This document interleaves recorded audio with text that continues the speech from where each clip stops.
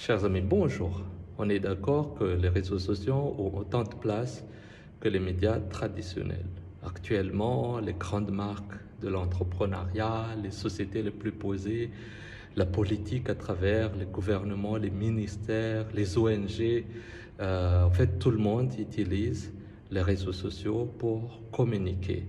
Et il y a même, on a vu pendant l'élection présidentielle aux États-Unis, il y a même un certain boycott des médias traditionnels au profit des médias sociaux qui sont plus dynamiques, plus directs, qui touchent plus les jeunes.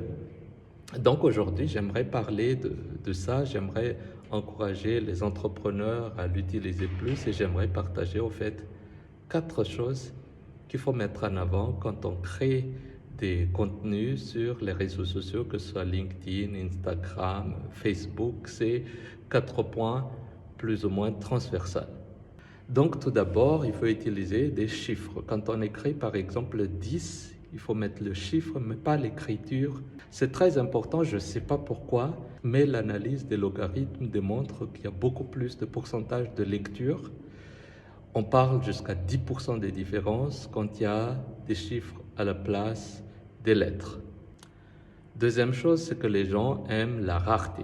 Quand on dit par exemple, écoutez, notre offre en fait est limitée à 5 achats par client, ben, c'est mieux que de dire juste on a des offres et les clients peuvent venir. Et c'est dingue, cette précision démontre qu'une énorme différence entre les deux communications. Troisièmement, c'est par rapport aux images.